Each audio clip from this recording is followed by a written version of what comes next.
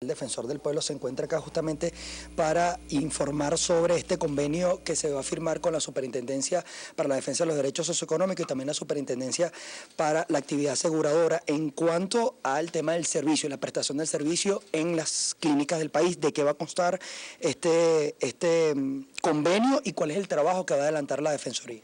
Bueno, sí, en primer lugar, agradecer la presencia de todos los compañeros de la prensa, saludar igualmente esta importante reunión y firma donde los titulares, no solamente nuestros de la Defensoría del Pueblo, quiero destacar que también está aquí con nosotros William Contreras, superintendente de la actividad aseguradora, también José Javier Morales, en el caso Sunde y la Superintendencia de Seguros, unidos con la Defensoría del Pueblo para defender de manera directa los derechos humanos de usuarios y usuarias que van a nuestras clínicas privadas en el país y han sido agraviados en sus propios derechos, a pesar de que incluso, como se sabe allí, no estamos hablando de un servicio gratuito, sino un servicio pago.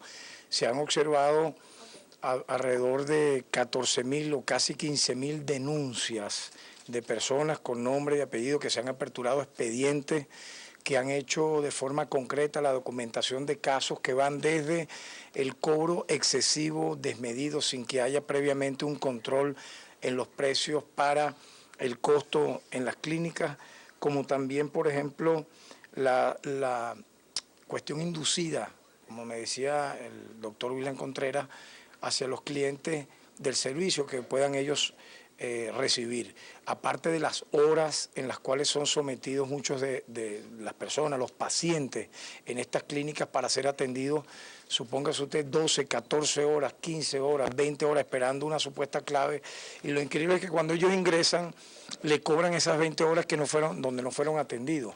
Es decir, son una serie de irregularidades que efectivamente tenemos nosotros como entes nacionales, repito, la SUNDE, la Superintendencia de Seguros y la Defensoría del Pueblo, que articular. Y vamos a firmar hoy un convenio que nos va a permitir desarrollar un trabajo articulado con un protocolo. Lo más importante aquí es que salimos con un protocolo conjunto de actuación en esta materia para que nuestros compatriotas venezolanos, venezolanas que han sido agraviado durante años, esto no es de hoy, no es del 2016, no tiene que ver con la circunstancia económica especial que vive el país, esto tiene ya décadas ocurriendo, pero creo que estamos haciendo algo muy importante porque es la primera vez que hay una unidad institucional para abordar este tema.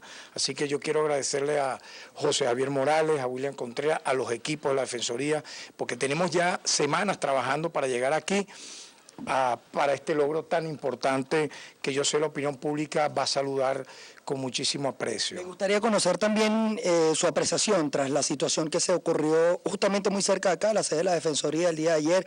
Una cantidad importante de periodistas resultaron agredidos y además se les sustrajeron todos sus equipos de trabajo. Justamente la Defensoría, ¿qué trabajo va a adelantar en ese sentido en función de garantizar la justicia a estos comunicadores? Mira, en primer lugar, ustedes saben mi posición sobre el tema de la violencia, la condeno, la rechazo de forma no solo principista, sino que como constituyentes no podemos permitir que la actuación, en este caso, de cualquier trabajador de la prensa, tanto pública como privada, sean agredidos por manifestantes o por cualquier otro grupo violento. Recordemos que recientemente en la Asamblea Nacional un joven de la Otra TV, de un medio público, fue salvajemente agredido. Previamente a eso también en las inmediaciones del CNE, un grupo de periodistas que trabajan en medios nacionales e internacionales también lo fueron. Es decir, yo creo que aquí lo que se impone es una sanción. Tenemos ya la información que la fiscal 13 del área metropolitana está trabajando en este caso de forma coordinada con la Defensoría del Pueblo para que haya no solo una investigación, sino finalmente se determinen las responsabilidades a que haya lugar. Defensor, también otro tema, evidentemente, bueno, ya han sido hasta aceptados por funcionarios del gobierno, falta de medicamentos en nuestro país.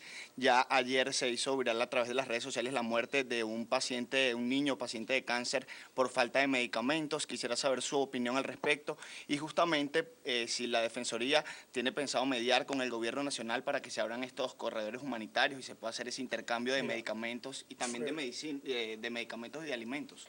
Fíjate, nosotros le entregamos al Ministerio de la Salud aproximadamente un documento de 50 páginas, una reunión bilateral que sostuve con la ciudadana ministra.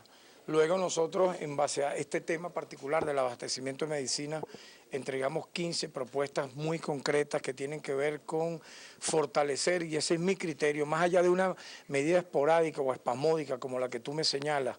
Yo estoy de acuerdo en una solución estructural, integral. Por ejemplo, Venezuela debe firmar convenios marco con estados, con países que producen medicina.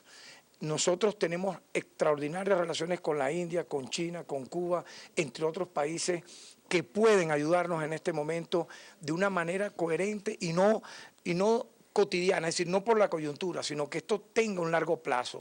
Nosotros hemos propuesto igualmente que Mercosur, Venezuela participa de Mercosur, participa de la CELAC, puede también igualmente firmarse convenios con países productores de medicina, en este caso como Brasil, y yo creo que eso está en marcha. Igualmente nosotros hemos propuesto que basta ya de los laboratorios que utilizan, en este caso para enfermedades catastróficas, una especie de inmoral precio para este tipo de tratamiento. ¿Cómo puede ser posible que un tratamiento, por ejemplo, para el cáncer, los laboratorios impongan un precio que va de 120.000 a 200.000 $? Eso es imposible. Y yo creo que el Estado venezolano es el momento, por esto que estamos viviendo, tome las medidas correspondientes, se haga, por ejemplo, yo estoy de acuerdo que se importe la materia prima para que los laboratorios nacionales, que son extraordinarios, puedan adelantar aquí su trabajo. Y te termino. Yo creo que una de las cosas importantes que está haciendo el Estado venezolano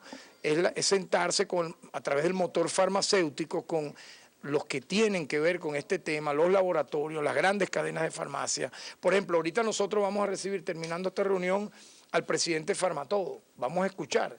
Tenemos denuncias también sobre el tema, que hemos trabajado con la SUNDE, y llegar y buscar un acuerdo inclusive con este tipo de cadenas para que Venezuela tenga en este corto y mediano plazo una salida. Así que mira, yo siempre busco ser propositivo, recomendar, no me gusta y no lo voy a hacer jugar con la muerte de personas para hacer campañas políticas. Yo creo que quien lo haga en este momento quedará marcado en la historia, porque no se puede jugar con el nombre de un niño, con el nombre de una niña para hacer propaganda, porque ellos tienen también dolientes. Defensor, pero mientras se estabiliza la situación económica del país, porque sabemos que esas propuestas requieren ya te lo he dicho.